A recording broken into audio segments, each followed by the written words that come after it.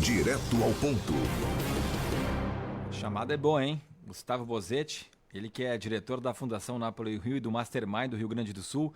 Quem é que não utiliza hoje ou um GPS, ou Waze, ou Google Maps, né? Para se locomover. E volta e meia a gente está em algum lugar, a gente pensa, puxa, como é que nós chegaríamos aqui se não tivesse essas ferramentas online, né? Para nos ajudar. Antigamente a gente tinha que ir parando de posto em gasolina ou numa vendinha, dizer onde é que eu vou, fulano, onde é que é até aquela empresa. Mas enfim, ele pegou esse gancho e vai falar, obviamente, mais, não só sobre essas ferramentas online, mas também uma lição sobre liderança e gestão empresarial. Tudo bem, Gustavo Bozetti? Bem-vindo aqui ao nosso estúdio hoje, né, da Rádio Independente. Bom dia. Bom dia, Ricardo. Bom dia, Rita, Bom Bruno, dia. queridos ouvintes. Tu sabe, Ricardo, que tu falando aí sobre pedir informação em posto de gasolina, eu morei por um tempo em Porto Alegre, há pelo menos 2 décadas, né? E eu me lembro que quando eu trabalhava lá, eu precisava fazer visitas e algumas pessoas me ligavam, me passavam o endereço, e aí sabe como eu ia?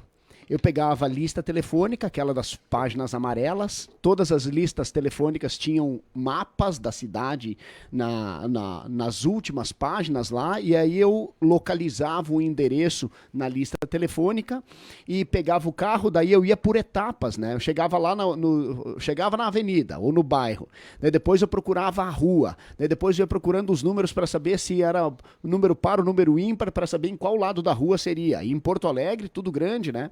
E aí encontrava o endereço depois de muito desafio. Hoje nós sabemos que o Waze, por exemplo, ou o Google Maps nos larga com uma precisão muito requintada na frente do lugar e no horário previsto, não importa o tamanho da viagem, eles são muito assertivos, inclusive no horário, né? E aí, lógico que a gente traz essa analogia para o modelo de gestão, para liderança, para quem empreende, para quem está jogando esse jogo do mundo corporativo, porque a gente ainda se depara com alguns líderes que são aqueles analógicos, né?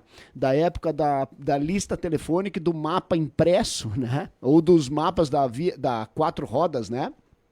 Outros ainda têm aquele modelo de liderança do estilo GPS. Eu quero fazer uma comparação entre o estilo de liderança do GPS e o estilo de liderança do Waze ou do Google Maps, né?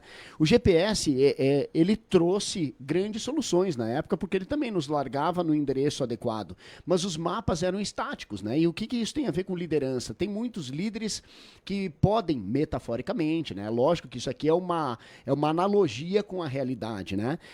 O líder GPS é aquele líder que normalmente tem um plano estratégico engessado, rígido, com mais previsibilidade, com metas muito mais definidas e claras e sem muita interferência do mercado.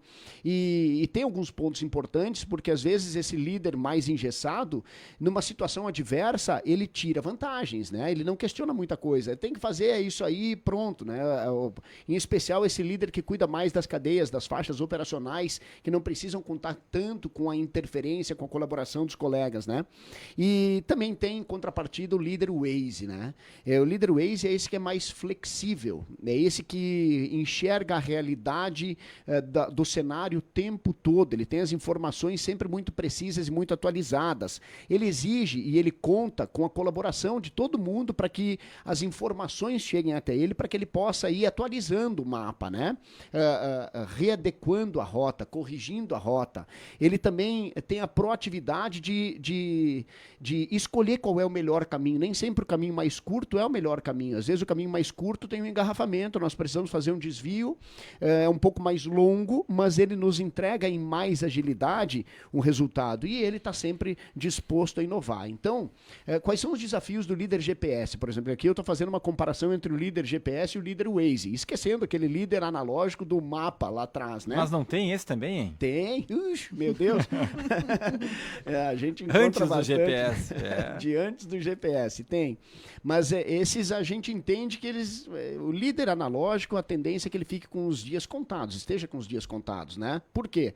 Porque aquele líder analógico hoje ele está concorrendo contra esses líderes muito atualizados e nós sabemos que hoje a inteligência artificial e o Big Data, e nós estamos o tempo todo gerando informações, gerando dados e esses dados nos ajudam a tomar decisões mais assertivas, né? O líder GPS, quais são os pontos negativos? É que ele é muito resistente à mudança, muitas vezes ele está desconectado com a realidade, às vezes ele não compreende que aquela ponte ali caiu e que não dá para passar lá, e às vezes ele vai pelo GPS, ele acaba se deparando lá com aquela situação adversa sem ter sido alertado previamente. E é lógico que, repito, é uma metáfora com a vida, né? Enquanto o líder Waze, ele está sempre muito atualizado, ele está sempre compreendendo o que está acontecendo. Se tem um buraco, ele já sabe que ele tem um buraco porque alguém já sinalizou, ele já desvia a rota, ele já reduz a velocidade. Se tem um carro parado na via, em tempo real ele já sabe. E o que isso tudo tem a ver com gestão? A gestão empresarial, empreender no Brasil é muito semelhante à navegação,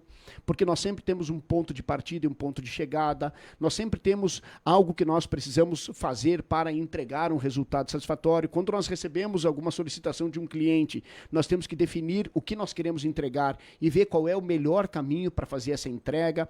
E às vezes, no meio do caminho, surge uma adversidade, nós precisamos corrigir a rota, readequar a rota, para que a gente consiga entregar aquilo que o nosso cliente pediu. E nós sabemos que a tendência é que os líderes Waze aí se deem muito melhor do que os líderes GPS e muito melhor ainda do que os líderes analógicos. Então a nossa analogia de hoje é essa. Você que está nos ouvindo, você é um profissional Waze, você é um profissional GPS ou você é um profissional analógico, aqueles dos mapas das listas telefônicas?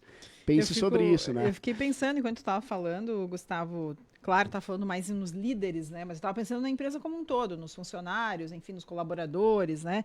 Que eu acho que daí também está tudo misturado ali. Tem o Waze, tem o GPS, tem o analógico, tudo misturado. Também não deve ser fácil de colocar todo mundo na rota, né? Não é, né, Rita? Não é. E nós sabemos que às vezes dentro da nossa empresa nós vamos ter as pessoas mais analógicas e que são fundamentais para a operação, certeza, né? Então nós não estamos desprestigiando absolutamente ninguém aqui, mas quem procura crescer e se atualizar e se adequar ao novo cenário tem que sair do mundo analógico, entrar um pouquinho mais no mundo digital. Nós sabemos que a inteligência artificial está aí e facilitando o processo de tomada de decisões, trazendo respostas por análise combinatória muito mais precisas do que um Google da vida, por exemplo. Então, não ficar atento a esse movimento é importante. Eu tenho perguntado nos grupos por onde eu tenho passado quem tem utilizado a inteligência artificial, né? E são poucas as pessoas que têm utilizado. E então tem bastante oportunidade de crescimento. E é lógico que para quem faz gestão, para quem acompanha a performance dos colaboradores, por exemplo, tem muita ferramenta e muito mecanismo que pode tornar a nossa operação mais produtiva, mais assertiva e gerando um diferencial competitivo muito satisfatório. A dica é, se você é empresário ou se você está no nível tático, querendo ser promovido ou querendo crescer profissionalmente, vá trazendo as tecnologias para o alcance da mão aí, que eu tenho certeza que isso pode ser um grande diferencial competitivo. Uma ótima analogia, Bozetti, essa comparação da vida, né, do gestor, de uma empresa, de uma corporação, com a questão do Waze ou dos aplicativos do GPS, né?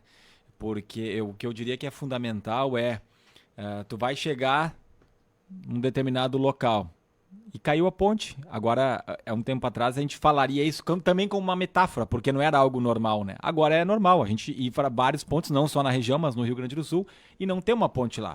O que tu faz? Tu não pode ficar parado e dizer, não, vou esperar eles construírem essa ponte, porque senão tu vai ficar meses por lá, anos, esperando pela ponte. Então, essa é uma outra analogia. O que tu tem que fazer? Tu vai ter que dar a volta, vai fazer um percurso maior, mas para chegar no teu objetivo final, e depois vai ter que dar um jeito de recuperar esse tempo perdido, vai ter que avisar, vai ter que comunicar. Tu não pode ficar parado, esperando, e na vida tem muito disso, né? Tem muitos exemplos que acontecem. Eu não consegui fazer isso, então eu vou deixar para amanhã ou para a semana que vem. Nem tudo é assim, especialmente determinados tipos de profissão ou determinados tipos de empresa, mas eu diria que é quase que uma regra geral. acha uma rota alternativa, né? Perfeito, perfeito. Eu fui vítima disso, Ricardo. Outro dia eu saí de Passo Fundo, eu tinha um compromisso em Passo Fundo às 11 horas da noite, encerrou. Aí eu tinha um compromisso em Bento Gonçalves às 8 horas da manhã do outro dia, precisava fazer durante a madrugada esse trajeto e o Waze me colocou num lugar onde tinha uma balsa que não funcionava durante a noite. Aí eu tive que refazer toda a rota e consegui chegar, mas depois de ter passado por um aperto, né? E nós sabemos que muitos segmentos, muitos setores, por exemplo, o setor contábil e tributário.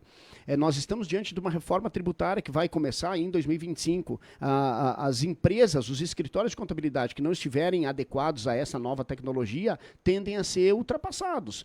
Os escritórios de advocacia, né, eles também, hoje em dia, precisam uma minuta processual, por exemplo, ela pode ser produzida com muito mais agilidade desde que a pessoa tenha acesso a um chat GPT, por exemplo. Então, tem muitas profissões que têm sido impactadas e nós precisamos preparar essa nova geração para lidar com essa nova realidade, né? É provável que as crianças que hoje estejam no ensino fundamental vão trabalhar em profissões que ainda não existem e nós estamos preparando essa geração para trabalhar o quê? Né? Como nós estamos preparando essa geração? Como nós estamos nos preparando para enfrentar as adversidades dos próximos 5, 8, 10 anos? Será que nós estamos preparados hoje? Nós precisamos estar sempre atentos ao mercado, que é o grande imperador, é ele que dita as regras do jogo, né? Gustavo Bozetti, diretor da Fundação Napoleon Hill e Mastermind Rio Grande do Sul. Obrigada pelas colocações aí, por nos fazer pensar, né? Analisar aí as situações. Valeu, obrigado, um abraço, ótimo final de semana para todos nós.